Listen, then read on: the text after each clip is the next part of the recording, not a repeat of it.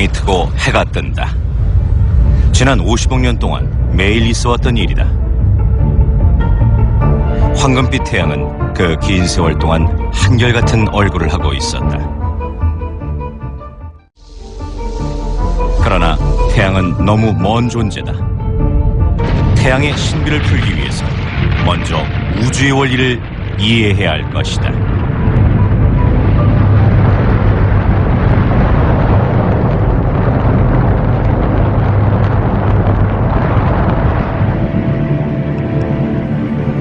태양의 역사는 130억 년 전 빅뱅으로부터 시작된다.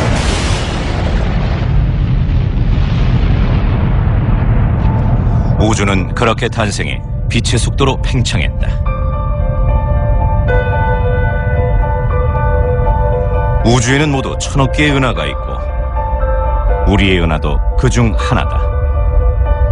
이 은하에는 또 1000억 개의 별이 있는데 소용돌이 바깥쪽에는 작은 별들이 희미한 점처럼 퍼져 있다. 크지 않고 밝지 않아서 눈에 잘 띄지 않는 별들. 하지만 가까이 보면 그렇지 않다. 태양에 가장 가까운 수성과 금성은 엄청난 열을 내며 불타오르고 있다.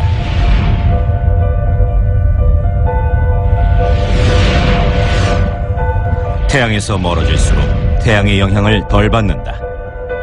차가운 우주 속에서 태양빛을 받지 못하는 행성들은 차갑게 얼어붙어 있다. 하지만 적당한 거리에 있는 행성들은 적당한 온도를 유지할 수 있다. 너무 뜨겁지도 차갑지도 않은 적당한 온기를 유지하기 때문에 생명체가 잘 자라날 수 있는 것이다.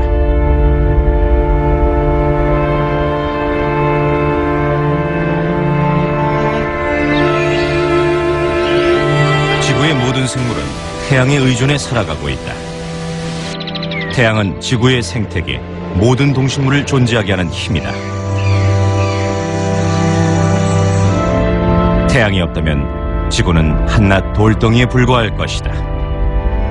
인류에게 있어 태양은 변치 않는 존재였다. 언제나 정확하고 한결같아 보였다. 하지만 실상은 전혀 그렇지 않다. 사람들은 태양이 늘 똑같다고 생각하지만 전혀 그렇지 않습니다. 늘 달라지고 있어요. 시시각각 변화하는 모습을 볼 수 있지요. 절대 정지돼 있지 않아요. 늘 변화하는 생명체라고 할 수 있지요. 현대의 태양관 축소에서는 햇빛을 확장하고 여과시켜 눈부심 없이 태양 표면을 관찰할 수 있다.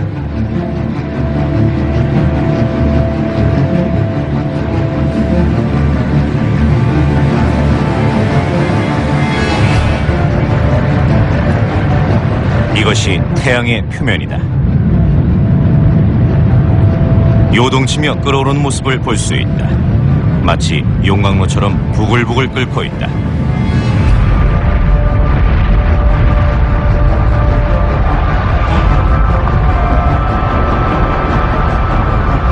이 거품 하나의 지름이 무려 1600km다. 또 태양 표면에서 나오는 열은 섭씨 6000도에 이르는데 이것은 바위도 증발시킬 수 있는 열이다.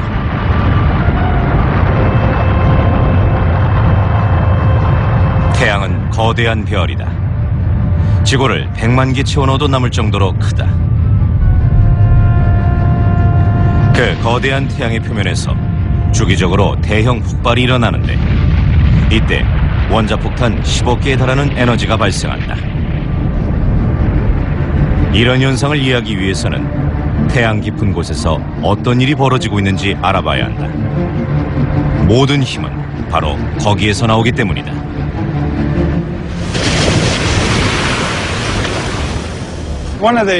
태양 에너지를 측정한 실험 중 대표적인 것이 19세기의 천문학자 윌리엄 허셀의 실험입니다. 당시 그는 얼음 조각이 녹는 시간을 잰 뒤에 지상에 전달되는 태양열의 양을 가늠했습니다.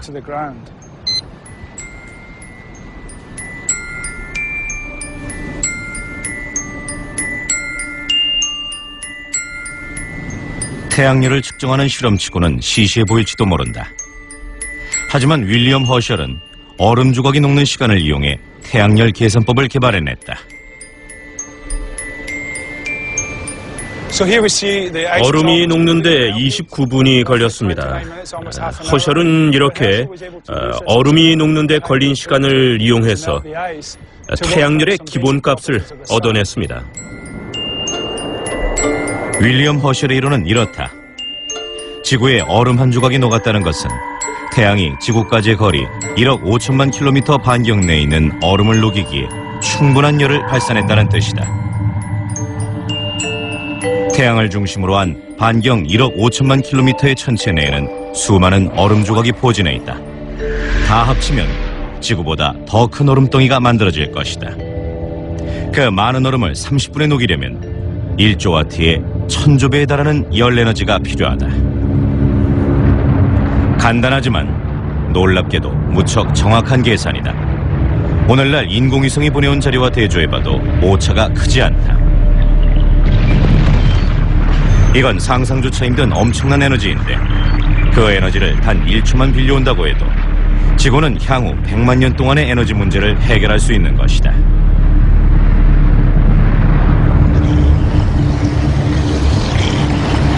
이렇게 태양의 에너지량을 알아내긴 했지만 그 엄청난 에너지의 동력은 알 수 없었다. 윌리엄 허셜의 시대에 그것은 풀리지 않는 미스터리였다. 20세기 중반까지 그 누구도 태양 에너지의 근원을 밝히지 못했다. 태양의 그런 힘이 어디서 나오는지 의문이었죠. 어떤 사람들은 태양에 석탄이 불타고 있는 거라고 생각했습니다. 말도 안 되는 얘기 같지만 19세기 지구의 가장 흔한 연료가 석탄이었으니까 그런 말이 나올 법도 했지요.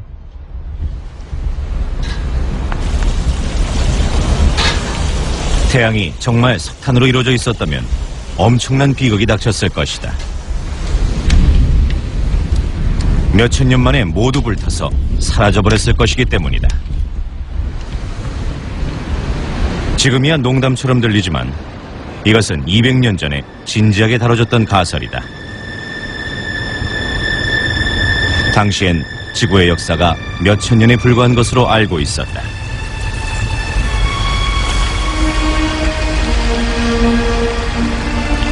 (19세기) 중반에 이르러 지구의 역사를 다시 돌아보게 하는 학설이 제시되었다.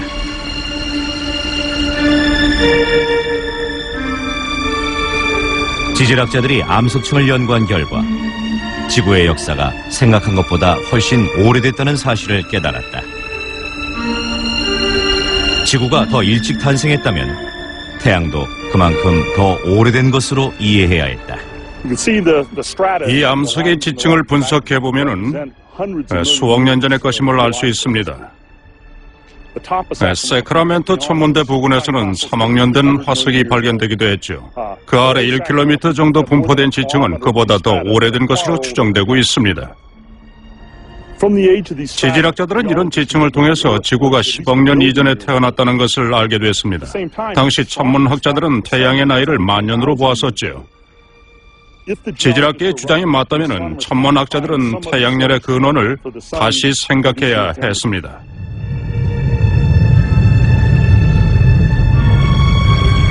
태양을 수십억 년 동안 타오르게 한 에너지가 무엇인지를 아는 데는 그로부터 100년이 더 걸렸다. 과학자들은 마침내 태양열의 비밀을 찾아냈다.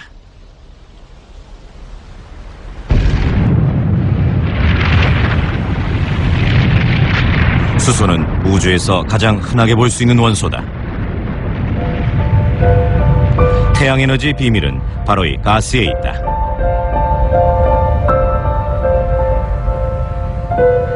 밤하늘을 가만히 들여다보면 거대한 수소 구름을 볼 수 있는데 이것이 바로 성운이다. 어떤 것은 그 너비가 수백 광년에 이르기도 한다.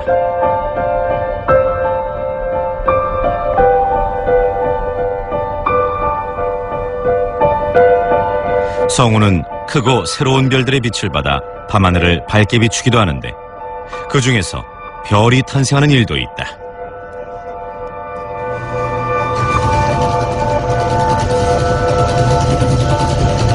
태양의 형성 과정을 연구하는 천문학자들은 망원경으로 별의 탄생 과정을 지켜보곤 한다. There she is. Okay. So now let's recenter on her.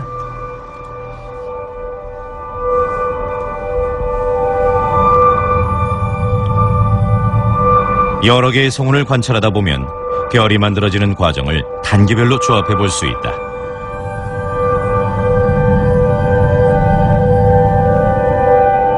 차갑고 어두운 구름 속에서 변화는 시작된다. 이런 차가운 구름들은 무척 안정된 상태입니다. 수천 년 혹은 수백만 년 동안 한자리에 가만히 머물러 있기도 합니다. 별이 만들어지려면 여기에 어떤 큰 충격이 가해져야 하지요. 진화 마지막 단계에 이른 별이 폭발하면서 사방으로 엄청난 에너지를 방출하는 초신성 폭발 현상이 구름에 충격을 주어 변화를 만들어냅니다. 그 충격파는 안정된 구름의 균형을 깨뜨려 수소를 덩어리지게 만드는데 이것이 곧 별의 씨앗이 된다.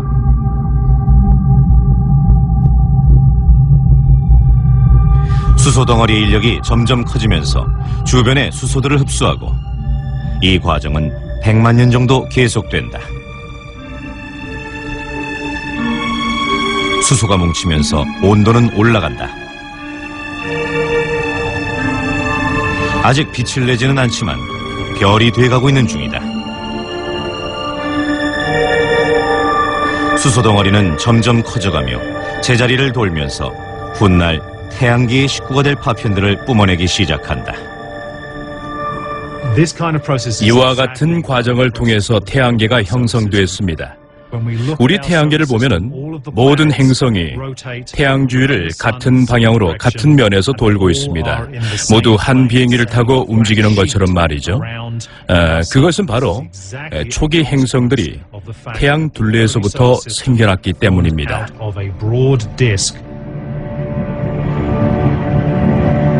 태양계가 모양을 갖춰가면서 새로 태어난 별들은 서서히 빛을 내기 시작한다. 일단 시작되면 급격하게 진행되어 돌이킬 수가 없다. 결국 그렇게 시작됩니다.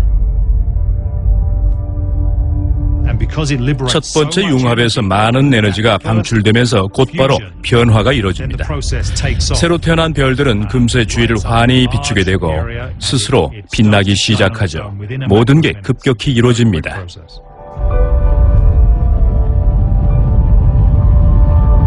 별은 빛을 내기 시작하면서 동시에 화학 원소를 만들어내게 된다.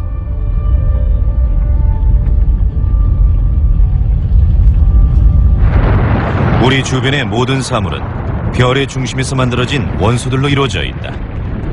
만물은 같은 원소로 시작되었다. 이 세상의 가장 기본적인 원소는 수소입니다. 주변의 모든 사물을 이루는 요소라고 할 수 있지요. 태양의 중심부에서는 수소 원자핵이 뭉쳐져 헬륨이 만들어진다. 간단한 합성 과정 같지만 이것은 극한의 환경에서만 가능한 얘기다. 수소 양성자를 결합시키려 하지만 모두 양전하이기 때문에 서로 가까이 가려 하지 않고 밀어내게 돼 있습니다. 서로 합쳐지게 하려면 온도를 높여 빨리 움직이게 해야 하는데 압력도 같이 높여야 하지요. 태양에서 뜨겁고 조밀한 부분은 핵뿐이다. 태양의 핵은 전체 부피의 2%도 안 되지만 질량으로는 절반이 넘는다. 온도가 1500만 도에 이르기 때문에 수소 양성자가 서로 세게 부딪히며 융합이 일어나게 된다. 헬륨 핵 하나는 그것을 구성한 수소 양성자 4개보다 약간 더 가볍다.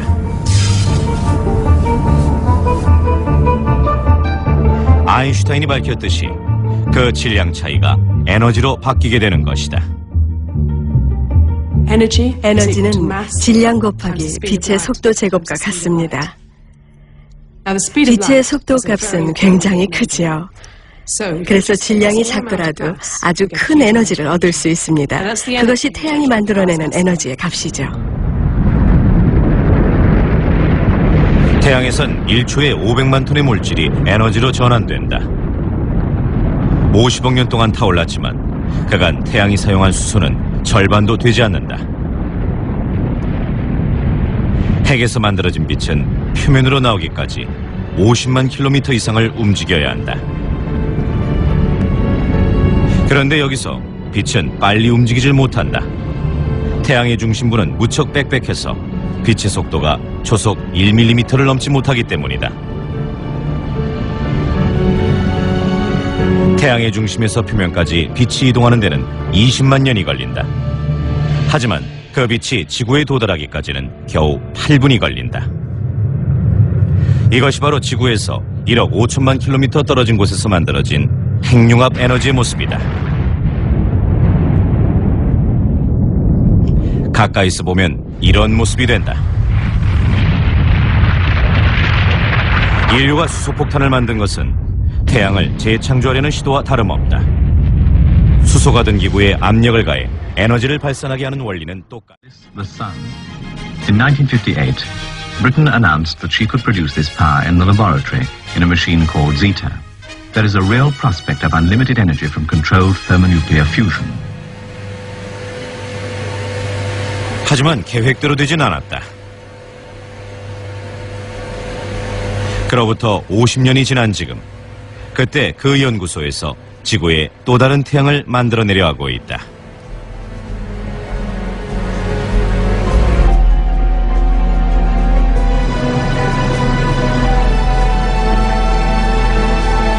NDI, ready when you are. Okay, ready. Combine shot 14658.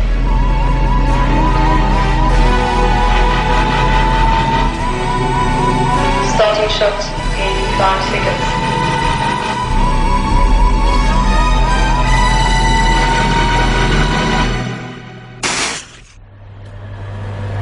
과연 무슨 일이 있었던 걸까?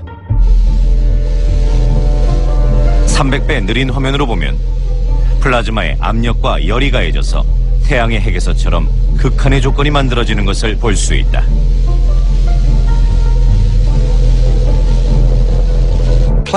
플라즈마는 마치 말썽꾸러기 아이들 같습니다. 언제나 에너지가 넘치고 제멋대로 움직이려 하죠. 그런 녀석들을 바로 잡아주는 것이 우리의 일입니다.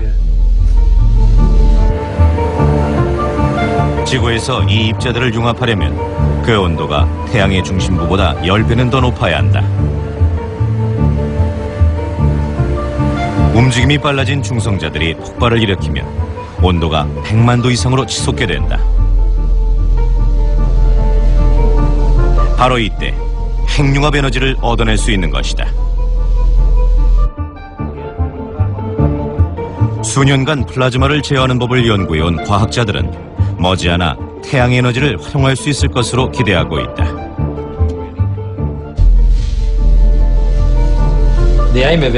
이 실험의 목적은 미래 세대에게 값싸고 깨끗하고 효과적이며 무제한적인 에너지를 공급해 주려는 것입니다. 아직은 이 작은 원자로뿐이다. 몇 초만 사용할 수 있고 생산하는 양보다 소비하는 에너지가 더 많다. 하지만 이보다 큰 차세대 원자로가 제작되고 있다. 새로운 원자로는 소비하는 양의 10배에 달하는 에너지를 만들어낼 수 있다. 성공한다면 지구에 또 다른 태양이 되어줄 것이다. 발전소에서는 자연자원을 고갈시키지 않고 위험한 폐기물을 배출하지 않아도 된다. 그야말로 꿈 같은 얘기다. 또 다른 태양을 만드는 일은 쉽지 않다. 어쩌면 융합발전이 이루어지기까지 50년이 더 걸릴 수도 있다.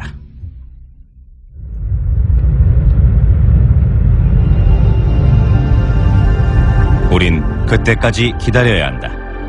태양을 바라보면서 기다리는 것도 그리 나쁘진 않다.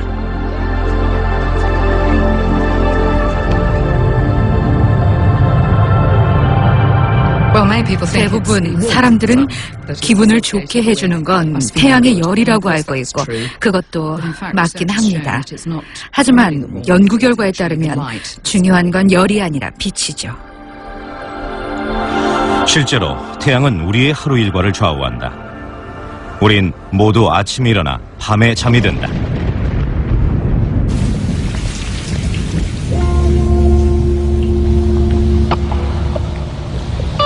햇빛을 충분히 받지 못하면 치명적인 결과로 이어질 수 있는데 햇빛이 부족한 겨울에 우울증이 더 많이 생긴다는 임상 결과도 있다. 그것을 가리켜 계절성 정서장애라고 말한다.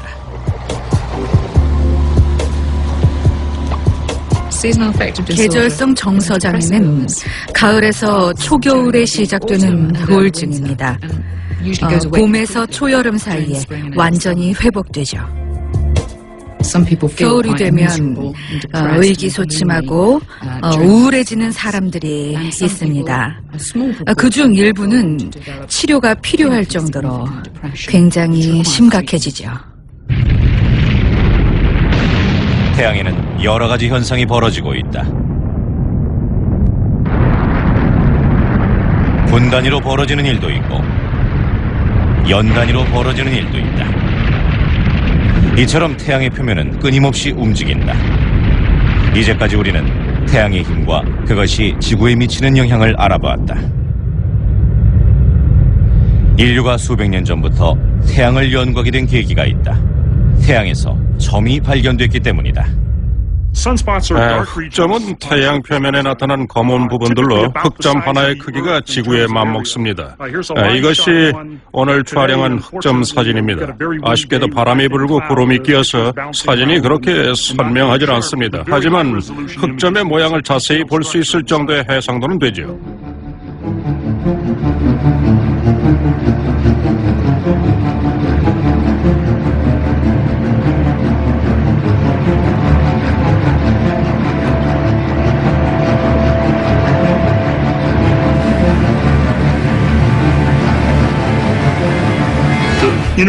흑점의 중앙에는 다른 곳에 비해 어둡게 나타난다고 해서 암영부라고 불리는 부분이 있습니다. 하지만 따로 놓고 본다면 실제로는 눈이 멀 정도로 밝은 곳이죠. 흑점은 안정돼 있질 않다. 이 화면에서 흑점의 가장자리가 마치 살아있는 것처럼 들끓는 것을 볼 수 있다.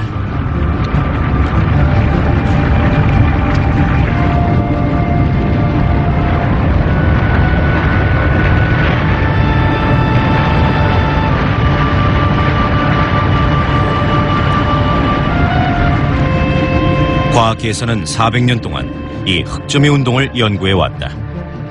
망원경으로 태양을 관찰하던 갈릴레이가 처음으로 그 움직임을 발견해냈다.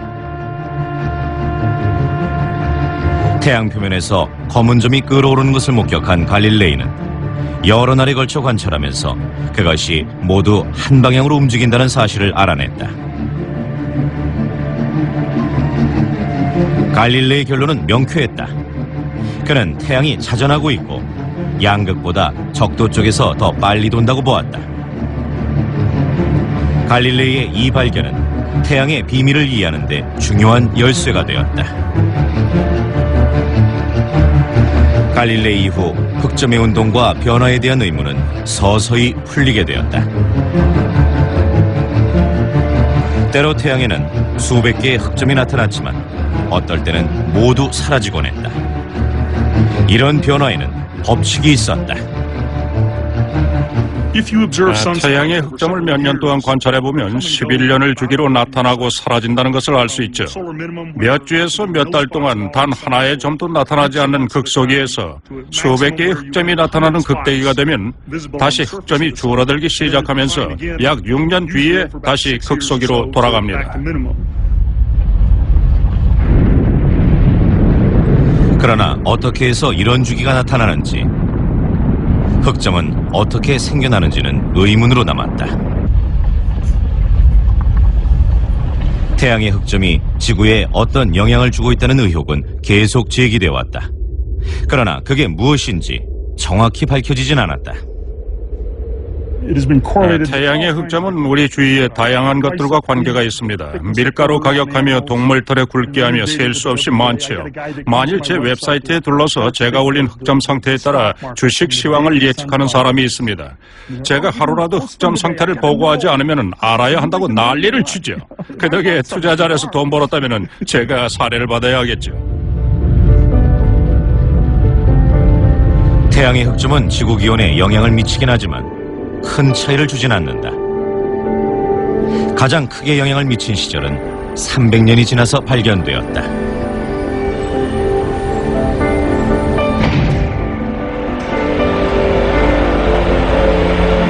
천문학자 로버트 몬더는 영국 그리니치 천문대에서 수백 년간의 흑점 변화를 연구하다가 놀라운 사실을 발견하게 됐다.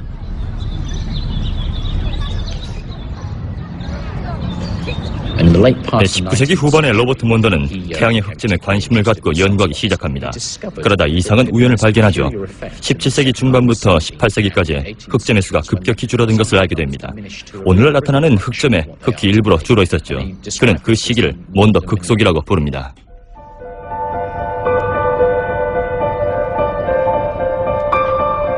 (1645년에서 1715년까지) 70년 동안 태양의 흑점은 거의 사라졌다. 태양의 주기를 좌우하는 엔진이 꺼져 있었던 셈이다. 시기적으로는 북반구에 긴 추위가 닥쳤던 소빙하기와 거의 일치한다.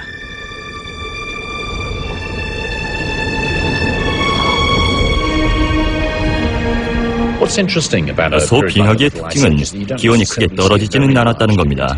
사실 평균 기온이 1, 2도만 떨어져도 그 차이는 무척 크죠. 당시 북극의 빙하가 남쪽으로 뻗어내려가고 그린랜드에 있던 바이킹의 식민지가 기온 변화로 사라져버리고 아이슬란드의 인구는 절반으로 줄었습니다. 영국의 겨울은 가끔 템즈강이 얼어붙을 정도로 춥긴 합니다.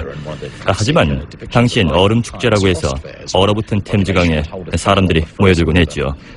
분명히 지금보다 훨씬 추웠던 겁니다.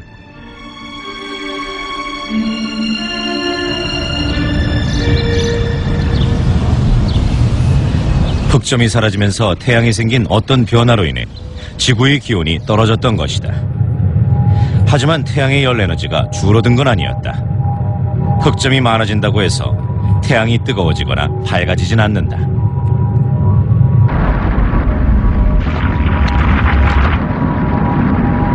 그러니까 흑점의 영향은 다른 데 있었다. 그것을 알아내기 위해서는 태양의 다른 면을 봐야 한다.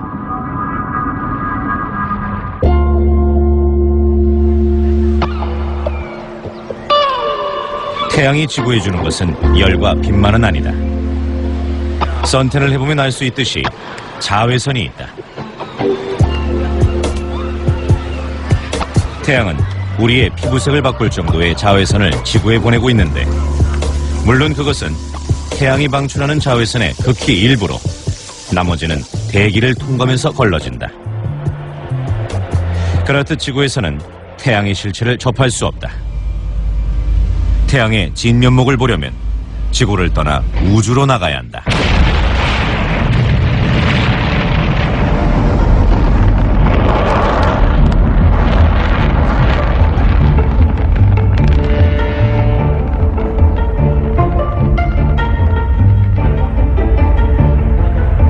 그곳에선 태양이 변하는 것을 볼 수 있다.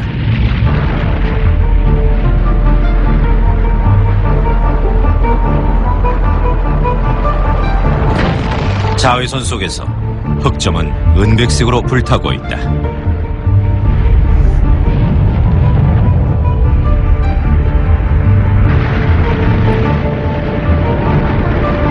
X선 파장을 통해 보면 더욱 역동적이다. 흑점의 뜨거운 가스에서 나온 연기 기둥이 보인다.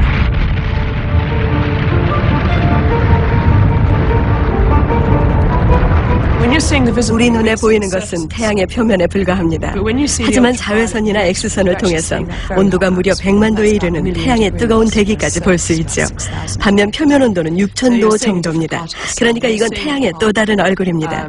끊임없이 달라진다고 할 수 있죠. 태양의 이런 현상을 처음 발견한 것은 1970년대 스카이랩의 우주 비행사들이었다.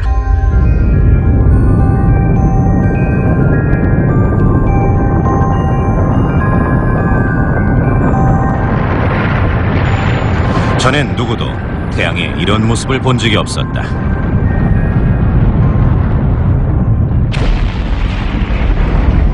이때부터 많은 과학자들이 태양을 보기 위해 천체 망원경을 고정하기 시작했다.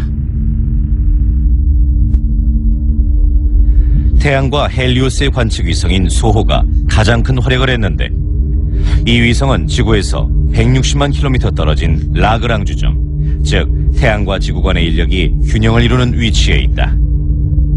소호는 우주 공간에 자리 잡고 태양의 모습과 운동 상태를 자세히 지켜보았다. 소호는 태양에 대한 우리의 오해를 바로잡아 주었습니다. 태양의 표면에서 벌어지는 이 현상은 물론 코로나 물질 분출까지 보여주지요. 태양 반경 30배의 거리까지요. 소호는 태양의 폭발에 대한 많은 정보를 전해주었다. 소호는 태양과 지구 사이에서 월식과 비슷한 현상을 연출하며 태양을 둘러싼 대기와 표면의 폭발 과정을 기록하기도 했다. 이렇게 플레어 폭발과 코로나 물질 분출이 나타나는 것은 흑점 가운데서 폭발이 일어났기 때문이다.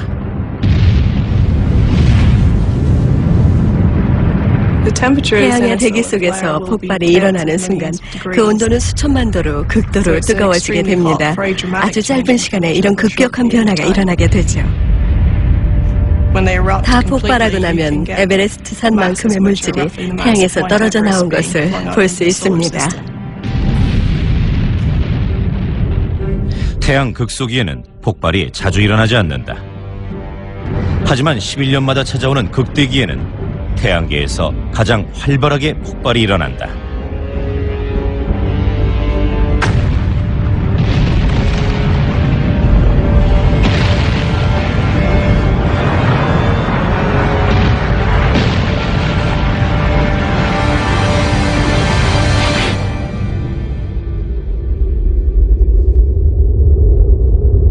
각국의 천문학자들은 이제 이 폭발의 원인을 깨달아가고 있다. 원인은 핵융합이 아니라 다른 데 있었다. 바로 자성 때문이다. 태양은 아주 복잡한 자기장으로 둘러싸여 있다. 그리고 이것은 태양 표면에 눈에 익은 흔적을 남긴다. 자성이 가장 강한 부분이 흑점의 위치와 정확하게 일치했던 것이다. 이 부분에서 자성은 무려 10,000배나 증폭된다. 태양에서 자성이 가장 강한 부분은 흑점인 것으로 밝혀졌습니다. 자석의 강도를 측정하는 단위로 볼 때 흑점의 자성은 대략 1000에서 2000 혹은 3000 가우스에 이릅니다. 그런데 지금 제가 갖고 있는 이 자석의 자성이 어느 정도냐 하면 1000에서 1500 가우스입니다. 흑점의 자성과 거의 비슷한 수준이죠. 물론 중요한 차이점이 있습니다. 흑점은 면적이 크기 때문에 전체적인 에너지 값도 크고 자기장 내 에너지 양도 훨씬 많습니다. 일정 면적의 자력으로 치면 여기 있는 자석과 비슷하지만요. 흑점은 강한 자기장의 영향으로 태양 내부의 열과 빛이 위로 올라오지 못해 어둡게 보이는 것이다.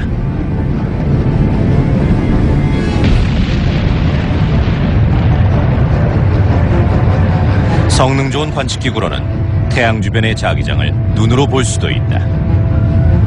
마치 막대자석 주위에 쇳가루가 모여들듯 태양을 중심으로 둥근 띠가 퍼져 있는 것을 볼 수 있다. 이런 띠는 100만 도로 달궈진 플라즈마 때문에 생겨나는데 큰 것은 높이가 20만 킬로미터나 된다. 이 자기장은 불안정한 에너지로 가득하다. 이때 자기장에 흐르는 에너지를 모두 합치면 대략 10에서 21줄 정도가 됩니다. 미국 전역에서 연간 소비되는 에너지의 10배에 달하는 양이죠. 물론 그 수천 배에 달하는 에너지가 방출될 때도 있습니다.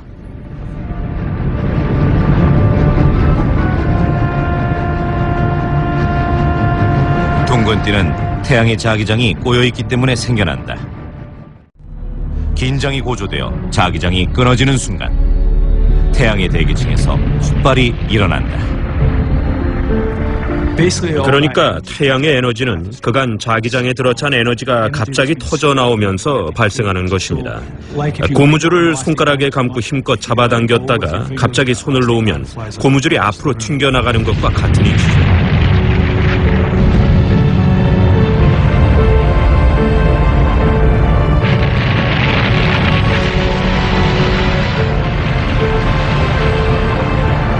흑점 안에 에너지가 분출하면서 수십억 톤의 플라즈마가 엄청난 속도로 우주 공간에 퍼져나오게 된다.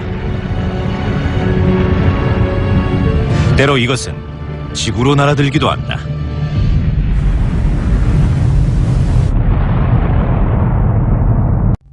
빛이 춤을 추는 오로라 현상은 태양풍이 지구 자기장의 영향으로 양극으로 밀려가면서 생겨나는 것이다.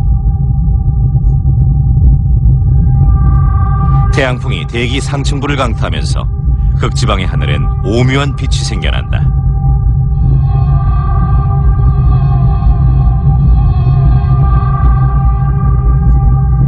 태양의 주기가 극에 달해 태양풍이 강하게 몰아칠 때는 북극 하늘의 빛을 아테네나 쿠바 같은 남쪽에서도 볼 수 있다.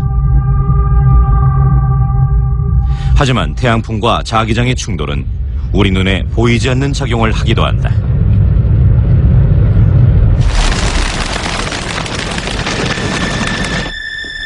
자기장을 따라 항해하는 철새들은 길을 잃고 경주용 비둘기는 집으로 돌아오지 못한다.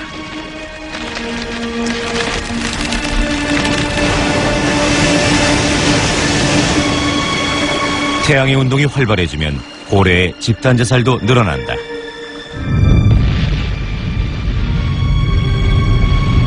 무엇보다 걱정스러운 것은 자기장 교란이 지구의 전파 계통에 영향을 미칠 수 있다는 것이다.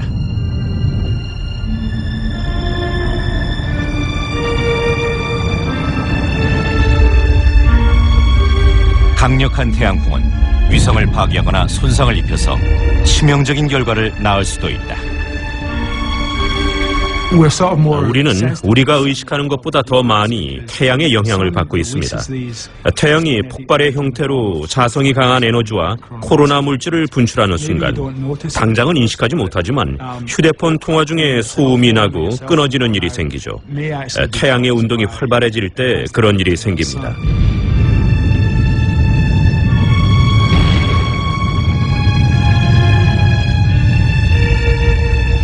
휴대전화와 텔레비전, 항공기, 그리고 무기 유도 장치까지 위성통신에 의존하는 시스템들은 우주 날씨 때문에 장애를 일으키곤 한다.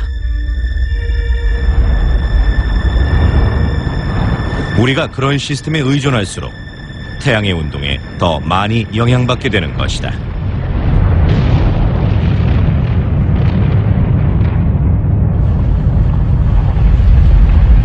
하지만 우주 날씨가 달리 어떤 영향을 미치는지는 알 수 없다. 지구의 기온에 어떤 영향을 주는지, 흑점이 사라진 것이 소빙하기와 무슨 관계가 있는지 아직은 밝혀지지 않았다. 어쩌면 별 관계가 없는지도 모른다. 태양의 운동이 지구 기온에 미치는 영향은 인간이 자초한 지구 온난화 현상이 가려져 크게 주목받지 못했다. 지구가 더워지면서 역설적으로 태양을 이용해 지구에 열을 식히는 방법도 제시되고 있다. 태양열을 활용해서 온실 효과를 멈추는 것이다.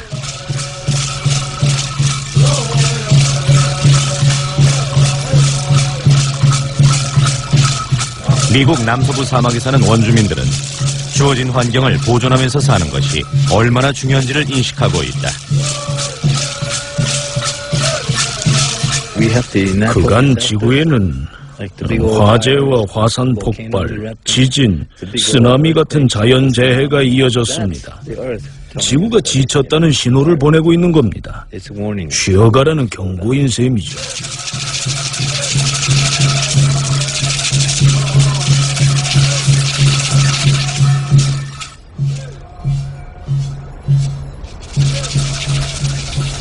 아리조나주 메사의 전기가 닿지 않는 외진 곳에 올드 오라이비라는 마을이 있다. 이곳은 북미에서 가장 오래된 거주지다. 호피 인디언은 1000년 동안 여기서 자연과 어울려 살아왔다.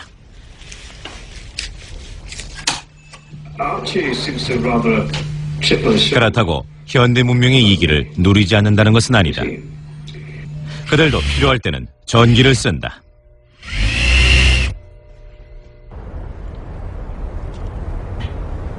사막의 맑은 하늘 아래 놓인 태양 전지판 2개 한 가구에 필요한 전기를 얻을 수 있다. 우리는 매일 태양에 기도를 드리고 소원을 빕니다. 태양이야말로 최상의 에너지 공급원이고 또 그래야 한다고 생각합니다. 에어컨을 돌리고 컴퓨터를 쓰고 낮에도 불을 켜는 일이 많아지면서 에너지가 고갈되고 있습니다. 1억 5천만 킬로미터 떨어진 곳에 지구에 필요한 에너지를 공급할 수 있는 태양이라는 원자로가 있죠. 예전에 우리는 태양이라는 잠재 에너지를 충분히 활용하지 못했습니다. 효과나 비용 면에서 불가능한 일이었죠. 하지만 이제는 기술이 발전했습니다. 대규모로 또 효과적으로 저렴하게 태양 에너지를 쓸 수 있습니다. 태양광 접시는 태양의 동선을 따라 움직이며 한 지점에 태양열을 모아두었다가 그것을 전기로 전환시킨다.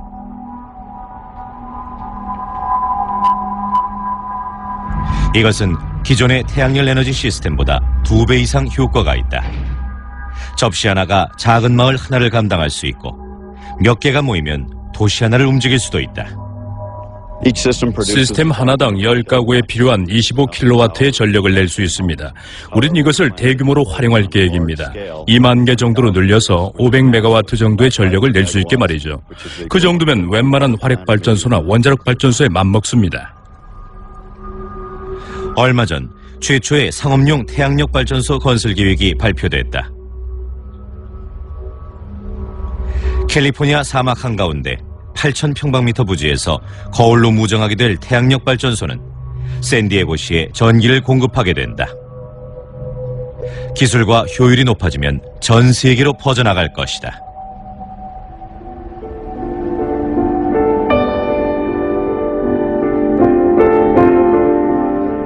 이 태양광 접시는 스톤헨지나 오크니의 석조 기념물과 같은 맥락에서 만들어진 것이다. 5,000년의 간극이 있긴 하지만 태양에 대해 더 잘 알게 되길 바라고 그 빛과 에너지를 쓸 수 있길 바라는 인류의 한결같은 열망을 담고 있기 때문이다. 태양은 조용하고 깨끗하며 강력합니다. 그것이 내가 아는 태양이고 그런 태양을 숭배하며 살아왔습니다. 태양은 우리의 기도를 들어 우리가 살아갈 수 있도록 도와주었습니다. 수많은 세월을 그렇게 해왔지요. 부디 후손들에게도 그런 축복을 내려주길 바랍니다. 태양은 아마도 인류의 문명이 존재하는 한 우리를 지키고 돌봐줄 것이다. 인류가 앞으로 10억 년을 더 살아간다 하더라도 역시 곁에 있어줄 것이다. 하지만 먼 옛날 태양이 태어났던 것처럼 언젠가 죽어 사라지는 날도 올 것이다. 태양의 수소는 50억 년 안에 고갈될 것이다.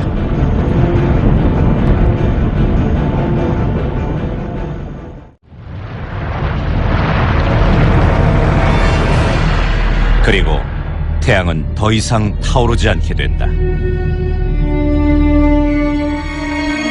태양계의 나머지 행성들이 어둠으로 빨려 들어가는 동안 태양의 핵은 무너지고 결국엔 나머지 가스가 터져나가게 된다.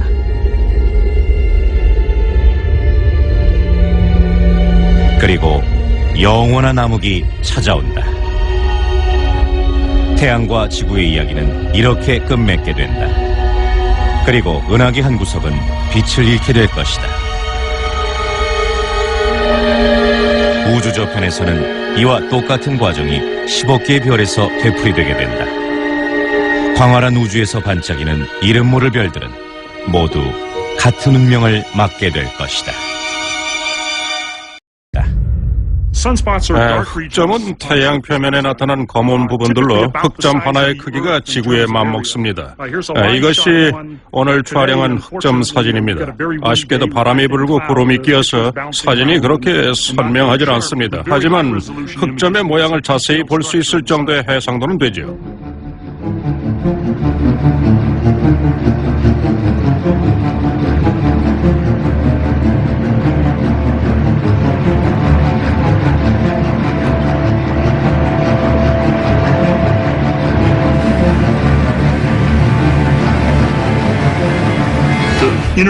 흑점의 중앙에는 다른 곳에 비해 어둡게 나타난다고 해서 아명부라고 불리는 부분이 있습니다. 하지만 따로 놓고 본다면 실제로는 눈이 멀 정도로 밝은 곳이죠. 흑점은 안정돼 있질 않다. 이 화면에서 흑점의 가장자리가 마치 살아있는 것처럼 들끓는 것을 볼 수 있다.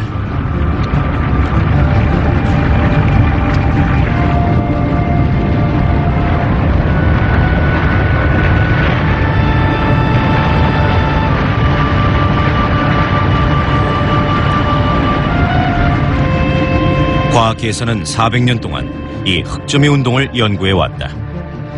망원경으로 태양을 관찰하던 갈릴레이가 처음으로 그 움직임을 발견해냈다. 태양 표면에서 검은 점이 끓어오르는 것을 목격한 갈릴레이는 여러 날에 걸쳐 관찰하면서 그것이 모두 한 방향으로 움직인다는 사실을 알아냈다. 갈릴레이의 결론은 명쾌했다. 그는 태양이 자전하고 있고 양극보다 적도 쪽에서 더 빨리 돈다고 보았다. 갈릴레이의 이 발견은 태양의 비밀을 이해하는 데 중요한 열쇠가 되었다. 갈릴레이 이후 흑점의 운동과 변화에 대한 의문은 서서히 풀리게 되었다. 때로 태양에는 수백 개의 흑점이 나타났지만 어떨 때는 모두 사라지곤 했다. 이런 변화에는 법칙이 있었다. 태양의 흑점을 몇 년 동안 관찰해보면 11년을 주기로 나타나고 사라진다는 것을 알 수 있죠. 몇 주에서 몇 달 동안 단 하나의 점도 나타나지 않는 극소기에서 수백 개의 흑점이 나타나는 극대기가 되면 다시 흑점이 줄어들기 시작하면서 약 6년 뒤에 다시 극소기로 돌아갑니다. 그러나 어떻게 해서 이런 주기가 나타나는지, 흑점은 어떻게 생겨나는지는 의문으로 남았다.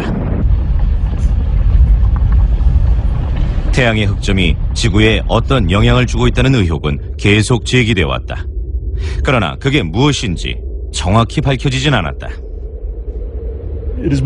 태양의 흑점은 우리 주위의 다양한 것들과 관계가 있습니다. 밀가루 가격하며 동물털에 굵게 하며 셀 수 없이 많지요. 만일 제 웹사이트에 둘러서 제가 올린 흑점 상태에 따라 주식 시황을 예측하는 사람이 있습니다. 제가 하루라도 흑점 상태를 보고하지 않으면 알아야 한다고 난리를 치죠. 그 덕에 투자 잘해서 돈 벌었다면 제가 사례를 받아야 하겠죠. 태양의 흑점은 지구 기온에 영향을 미치긴 하지만 큰 차이를 주진 않는다. 가장 크게 영향을 미친 시절은 300년이 지나서 발견되었다.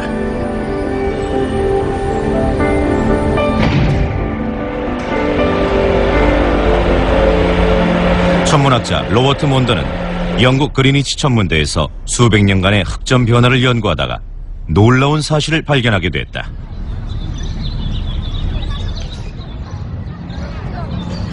19세기 후반에 로버트 몬더는 태양의 흑점에 관심을 갖고 연구하기 시작합니다.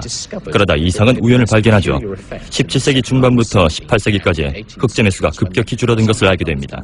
오늘날 나타나는 흑점에 흑이 일부러 줄어 있었죠. 그는 그 시기를 몬더 극소기라고 부릅니다.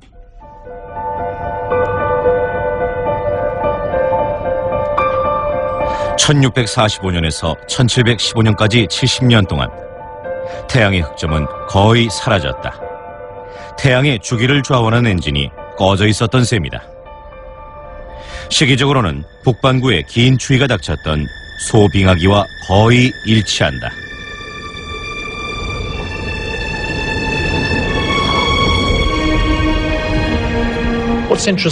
소빙하기의 특징은 기온이 크게 떨어지지는 않았다는 겁니다. 사실 평균 기온이 1, 2도만 떨어져도 그 차이는 무척 크죠. 당시 북극의 빙하가 남쪽으로 뻗어내려가고 그린랜드에 있던 바이킹의 식민지가 기온 변화로 사라져버리고 아이슬란드의 인구는 절반으로 줄었습니다. 영국의 겨울은 가끔 템즈강이 얼어붙을 정도로 춥긴 합니다. 하지만 당시엔 얼음 축제라고 해서 얼어붙은 템즈강에 사람들이 모여들곤 했죠. 분명히 지금보다 훨씬 추웠던 겁니다.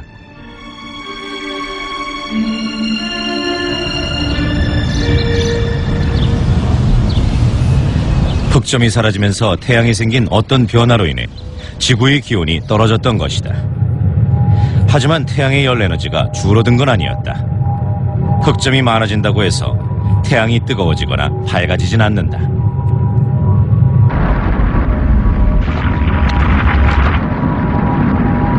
그러니까 흑점의 영향은 다른 데 있었다. 그것을 알아내기 위해서는 태양의 다른 면을 봐야 한다.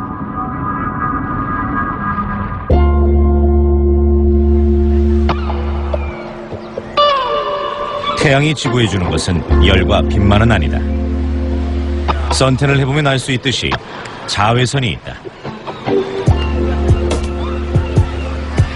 태양은 우리의 피부색을 바꿀 정도의 자외선을 지구에 보내고 있는데, 물론 그것은 태양이 방출하는 자외선의 극히 일부로 나머지는 대기를 통과하면서 걸러진다.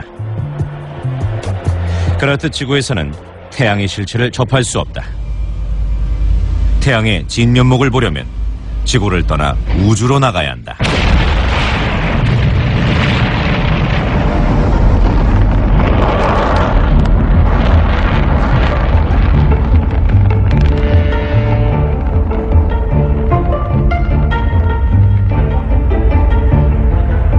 그곳에선 태양이 변하는 것을 볼 수 있다.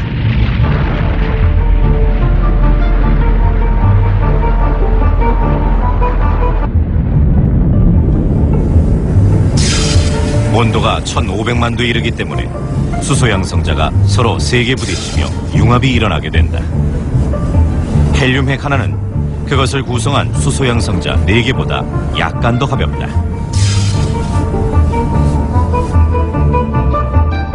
아인슈타인이 밝혔듯이 그 질량 차이가 에너지로 바뀌게 되는 것이다.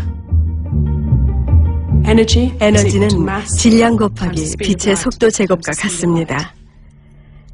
빛의 속도 값은 굉장히 크지요. 그래서 질량이 작더라도 아주 큰 에너지를 얻을 수 있습니다. 그것이 태양이 만들어내는 에너지의 값이죠. 태양에선 1초에 500만 톤의 물질이 에너지로 전환된다. 50억 년 동안 타올랐지만 그간 태양이 사용한 수소는 절반도 되지 않는다. 핵에서 만들어진 빛은 표면으로 나오기까지 50만 킬로미터 이상을 움직여야 한다. 그런데 여기서 빛은 빨리 움직이질 못한다. 태양의 중심부는 무척 빽빽해서 빛의 속도가 초속 1mm를 넘지 못하기 때문이다. 태양의 중심에서 표면까지 빛이 이동하는 데는 20만 년이 걸린다. 하지만 그 빛이 지구에 도달하기까지는 겨우 8분이 걸린다. 이것이 바로 지구에서 1억 5천만 킬로미터 떨어진 곳에서 만들어진 핵융합 에너지의 모습이다. 가까이서 보면 이런 모습이 된다. 인류가 수소폭탄을 만든 것은 태양을 재창조하려는 시도와 다름없다. 수소가 든 기구에 압력을 가해 에너지를 발산하게 하는 원리는 똑같다. The sun. In 1958, Britain announced that she could produce this power in the laboratory in a machine called Zeta. There is a real prospect of unlimited energy from controlled thermonuclear fusion. 하지만 계획대로 되진 않았다. 그로부터 50년이 지난 지금, 그때 그 연구소에서 지구에 또 다른 태양을 만들어내려 하고 있다.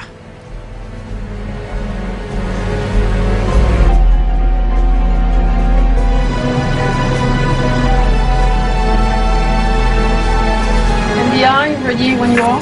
Okay, ready.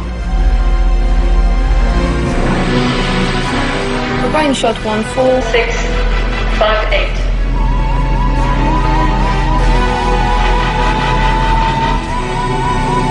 Starting shot in 5 seconds.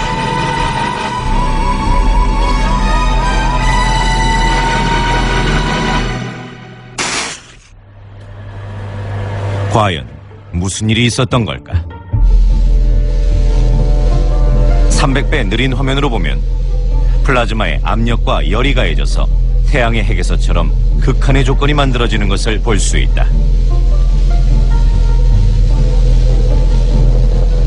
플라즈마는 마치 말썽꾸러기 아이들 같습니다. 언제나 에너지가 넘치고 제멋대로 움직이려 하죠. 그런 녀석들을 바로 잡아주는 것이 우리의 일입니다.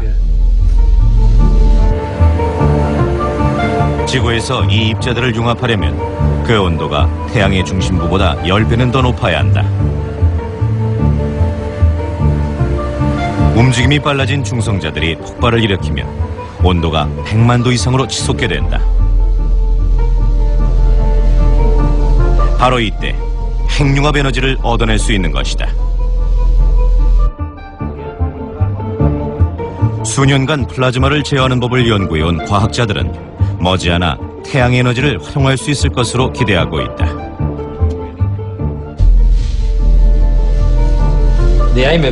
이 실험의 목적은 미래 세대에게 값싸고 깨끗하고 효과적이며 무제한적인 에너지를 공급해 주려는 것입니다. 아직은 이 작은 원자로뿐이다. 몇 초만 사용할 수 있고 생산하는 양보다 소비하는 에너지가 더 많다.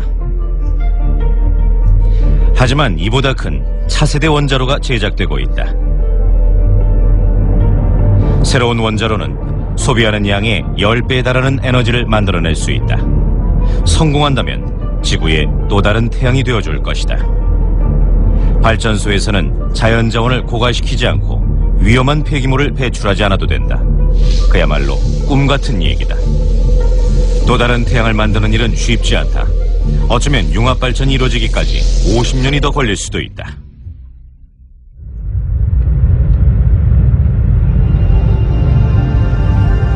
우린 그때까지 기다려야 한다.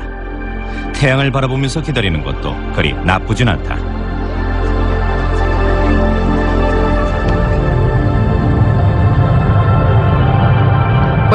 대부분 사람들은 기분을 좋게 해주는 건 태양의 열이라고 알고 있고 그것도 맞긴 합니다. 하지만 연구 결과에 따르면 중요한 건 열이 아니라 빛이죠. 실제로 태양은 우리의 하루 일과를 좌우한다. 우린 모두 아침에 일어나 밤에 잠이 든다.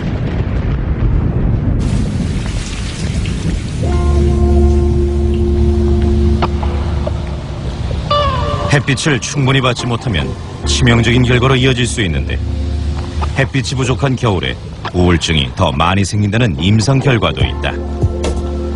그것을 가리켜 계절성 정서장애라고 말한다.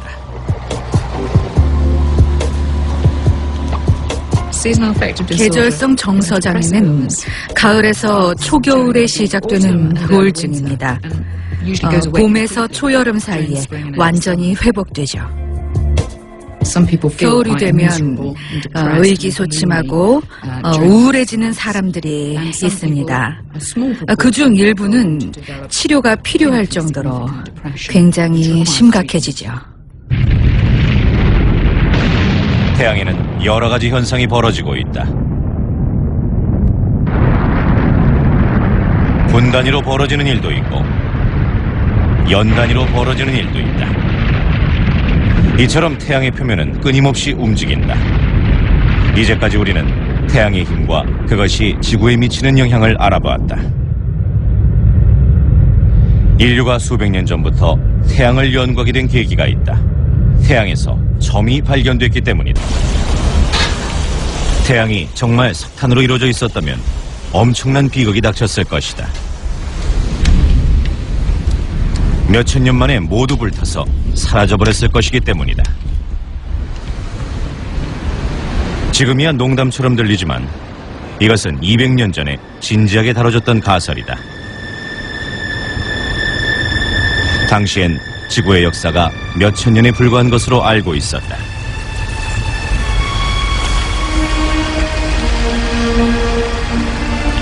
(19세기) 중반에 이르러 지구의 역사를 다시 돌아보게 하는 학설이 제시되었다.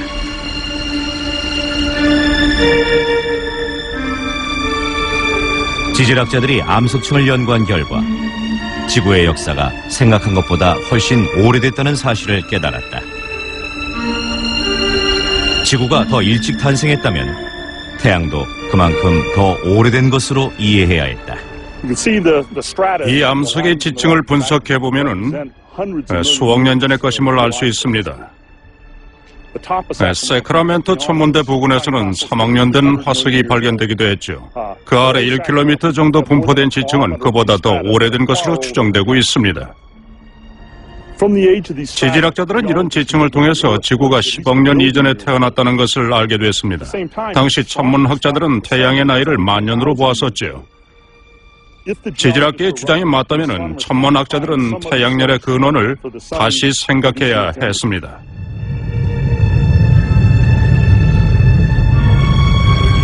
태양을 수십억 년 동안 타오르게 한 에너지가 무엇인지를 아는 데는 그로부터 100년이 더 걸렸다. 과학자들은 마침내 태양열의 비밀을 찾아냈다.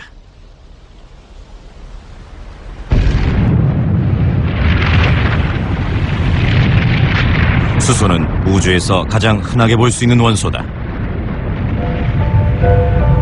태양 에너지의 비밀은 바로 이 가스에 있다.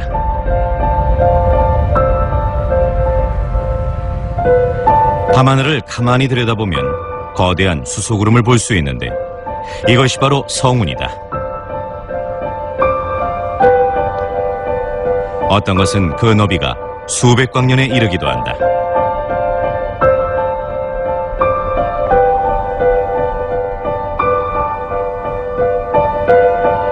성운은 크고 새로운 별들의 빛을 받아 밤하늘을 밝게 비추기도 하는데 그 중에서 별이 탄생하는 일도 있다.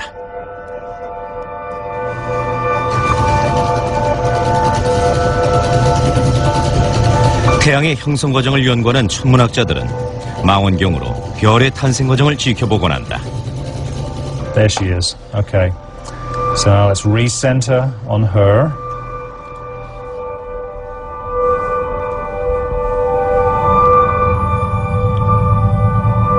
여러 개의 성운을 관찰하다 보면 별이 만들어지는 과정을 단계별로 조합해 볼 수 있다.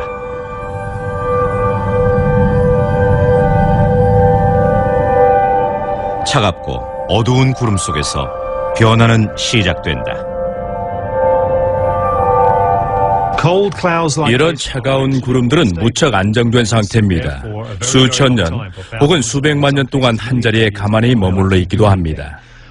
별이 만들어지려면 여기에 어떤 큰 충격이 가해져야 하지요. 진화 마지막 단계에 이른 별이 폭발하면서 사방으로 엄청난 에너지를 방출하는 초신성 폭발 현상이 구름에 충격을 주어 변화를 만들어냅니다. 그 충격파는 안정된 구름의 균형을 깨뜨려 수소를 덩어리지게 만드는데 이것이 곧 별의 씨앗이 된다.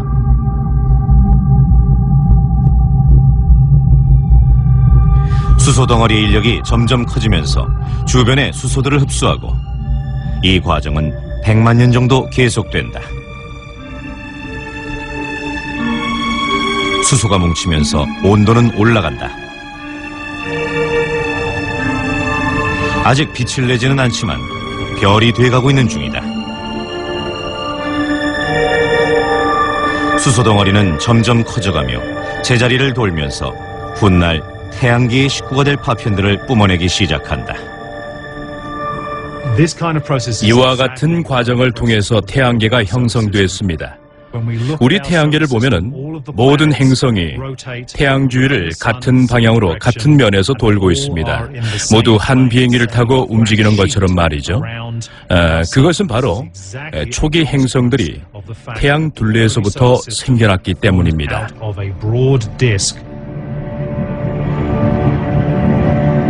태양계가 모양을 갖춰가면서 새로 태어난 별들은 서서히 빛을 내기 시작한다. 일단 시작되면 급격하게 진행되어 돌이킬 수가 없다. 결국 그렇게 시작됩니다. 첫 번째 융합에서 많은 에너지가 방출되면서 곧바로 변화가 이루어집니다. 새로 태어난 별들은 금세 주위를 환히 비추게 되고 스스로 빛나기 시작하죠. 모든 게 급격히 이루어집니다.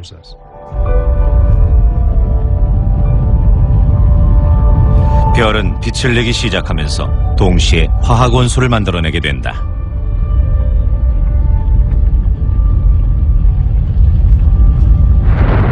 우리 주변의 모든 사물은 별의 중심에서 만들어진 원소들로 이루어져 있다. 만물은 같은 원소로 시작되었다. 이 세상의 가장 기본적인 원소는 수소입니다. 주변의 모든 사물을 이루는 요소라고 할 수 있지요. 태양의 중심부에서는 수소 원자핵이 뭉쳐져 헬륨이 만들어진다. 간단한 합성 과정 같지만 이것은 극한의 환경에서만 가능한 얘기다. 수소 양성자를 결합시키려 하지만 모두 양전하이기 때문에 서로 가까이 가려 하지 않고 밀어내게 돼 있습니다. 서로 합쳐지게 하려면 온도를 높여 빨리 움직이게 해야 하는데 압력도 같이 높여야 하지요. 태양에서 뜨겁고 조밀한 부분은 핵뿐이다. 태양의 핵은 전체 부피의 2%도 안 되지만 질량으로는 절반이 넘는다. 자외선 속에서 흑점은 은백색으로 불타고 있다.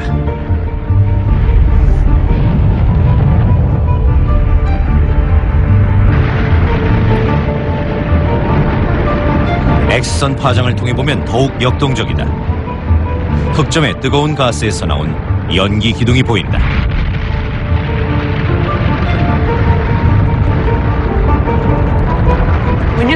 우리 눈에 보이는 것은 태양의 표면에 불과합니다. 하지만 자외선이나 X선을 통해선 온도가 무려 100만 도에 이르는 태양의 뜨거운 대기까지 볼 수 있죠. 반면 표면 온도는 6,000도 정도입니다. 그러니까 이건 태양의 또 다른 얼굴입니다. 끊임없이 달라진다고 할 수 있죠.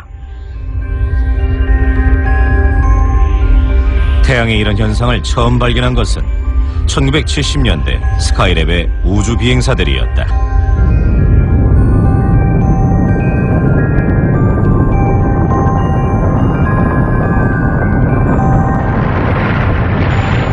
전엔 누구도 태양의 이런 모습을 본 적이 없었다.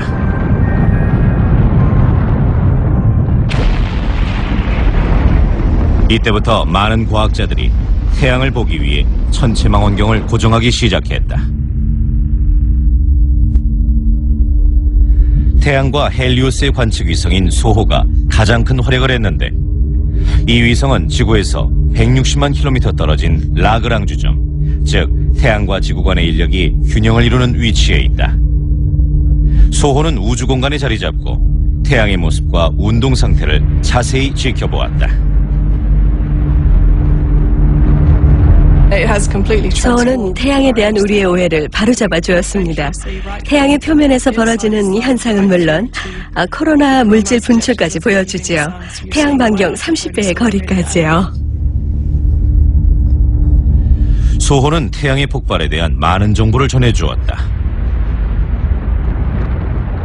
소호는 태양과 지구 사이에서 월식과 비슷한 현상을 연출하며 태양을 둘러싼 대기와 표면의 폭발 과정을 기록하기도 했다. 이렇게 플레어 폭발과 코로나 물질 분출이 나타나는 것은 흑점 가운데서 폭발이 일어났기 때문이다. 태양의 대기 속에서 폭발이 일어나는 순간 그 온도는 수천만 도로 극도로 뜨거워지게 됩니다. 아주 짧은 시간에 이런 급격한 변화가 일어나게 되죠. 다 폭발하고 나면 에베레스트 산만큼의 물질이 태양에서 떨어져 나온 것을 볼 수 있습니다. 태양 극소기에는 폭발이 자주 일어나지 않는다. 하지만 11년마다 찾아오는 극대기에는 태양계에서 가장 활발하게 폭발이 일어난다.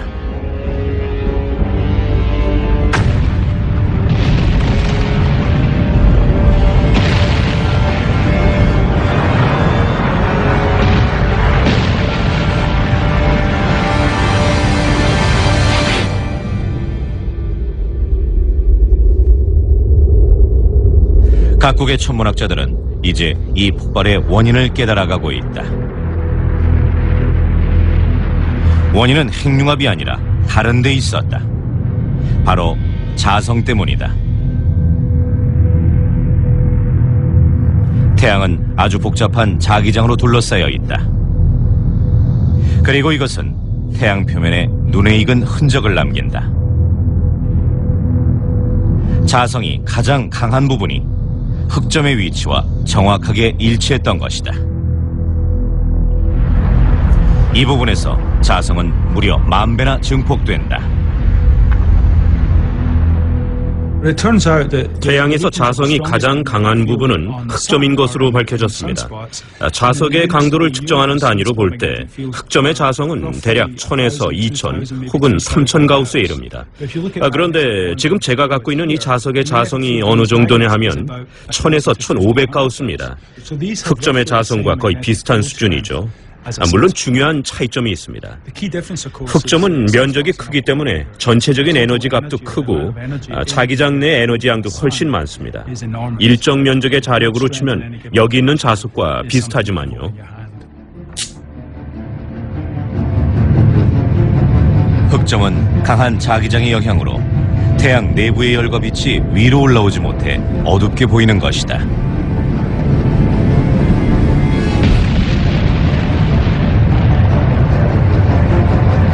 성능 좋은 관측기구로는 태양 주변의 자기장을 눈으로 볼 수도 있다.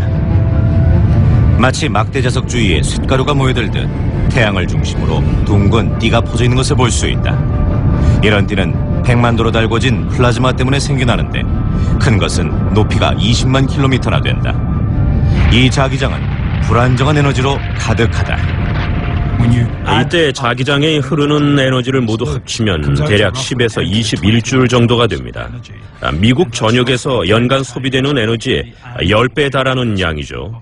물론 그 수천 배에 달하는 에너지가 방출될 때도 있습니다.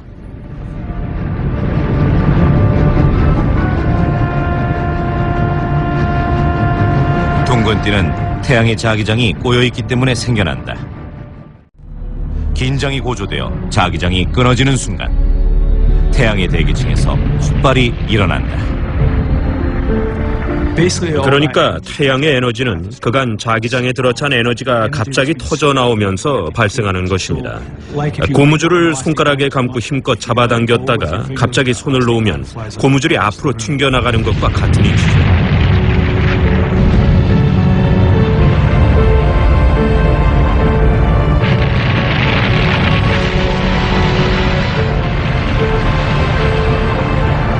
흑점 안에 에너지가 분출하면서 수십억 톤의 플라즈마가 엄청난 속도로 우주 공간에 퍼져나오게 된다. 때로 이것은 지구로 날아들기도 한다.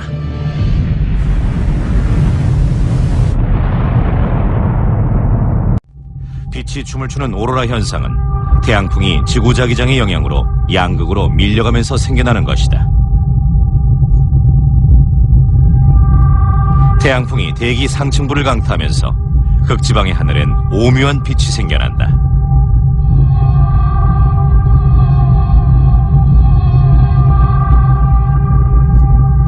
태양의 주기가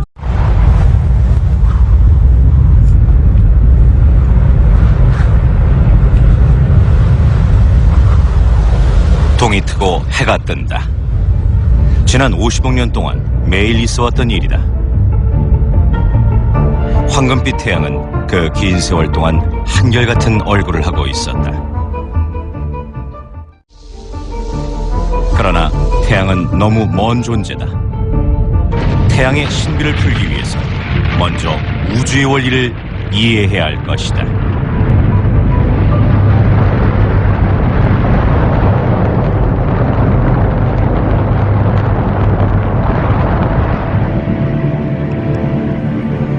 태양의 역사는 130억 년 전 빅뱅으로부터 시작된다.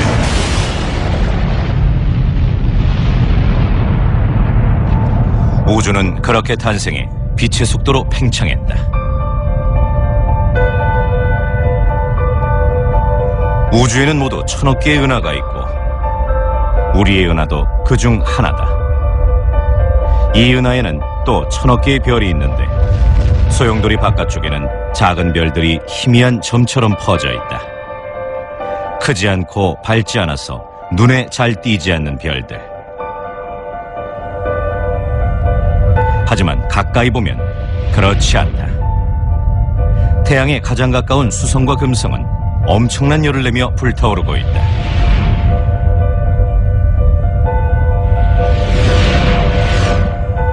태양에서 멀어질수록 태양의 영향을 덜 받는다. 차가운 우주 속에서 태양빛을 받지 못하는 행성들은 차갑게 얼어붙어 있다. 하지만 적당한 거리에 있는 행성들은 적당한 온도를 유지할 수 있다. 너무 뜨겁지도 차갑지도 않은 적당한 온기를 유지하기 때문에 생명체가 잘 자라날 수 있는 것이다.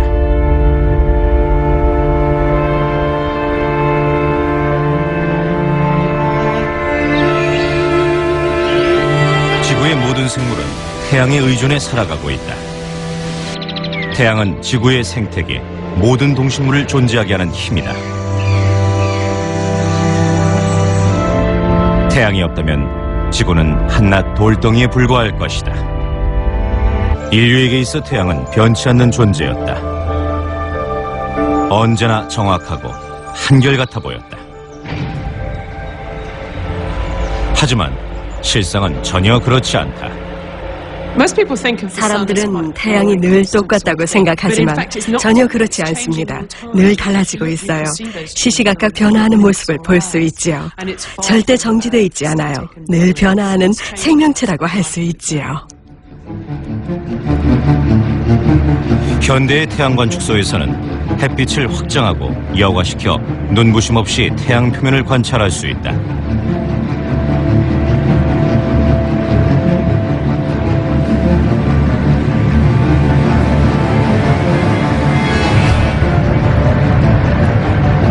이것이 태양의 표면이다. 요동치며 끓어오르는 모습을 볼 수 있다.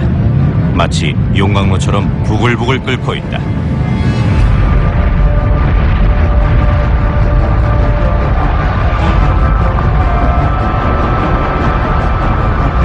이 거품 하나의 지름이 무려 1600km다.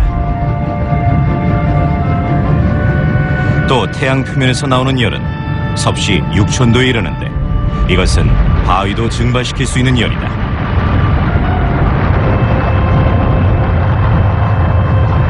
태양은 거대한 별이다. 지구를 100만 개 채워넣어도 남을 정도로 크다. 그 거대한 태양의 표면에서 주기적으로 대형 폭발이 일어나는데 이때 원자폭탄 10억 개에 달하는 에너지가 발생한다. 이런 현상을 이해하기 위해서는 태양 깊은 곳에서 어떤 일이 벌어지고 있는지 알아봐야 한다.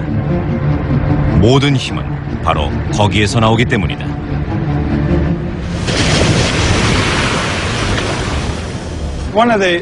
태양 에너지를 측정한 실험 중 대표적인 것이 19세기의 천문학자 윌리엄 허셀의 실험입니다. 당시 그는 얼음 조각이 녹는 시간을 잰 뒤에 지상에 전달되는 태양열의 양을 가늠했습니다.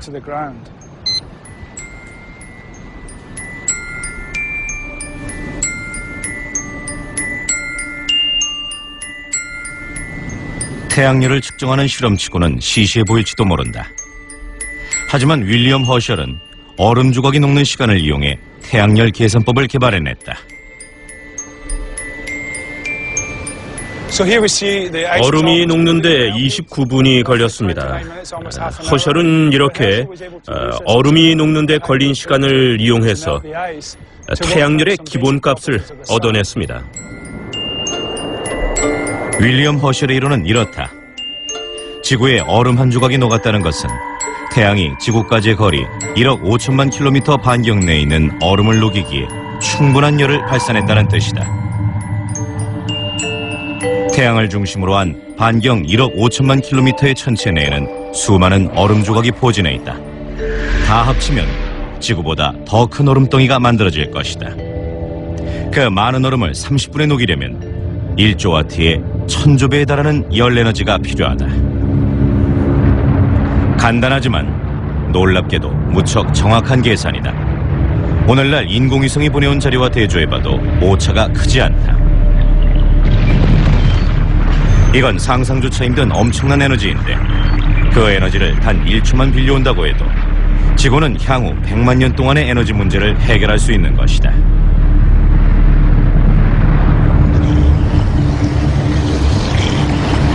이렇게 태양의 에너지량을 알아내긴 했지만 그 엄청난 에너지의 동력은 알 수 없었다. 윌리엄 허셜의 시대에 그것은 풀리지 않는 미스터리였다. 20세기 중반까지 그 누구도 태양 에너지의 근원을 밝히지 못했다. 태양의 그런 힘이 어디서 나오는지 의문이었죠. 어떤 사람들은 태양에 석탄이 불타고 있는 거라고 생각했습니다.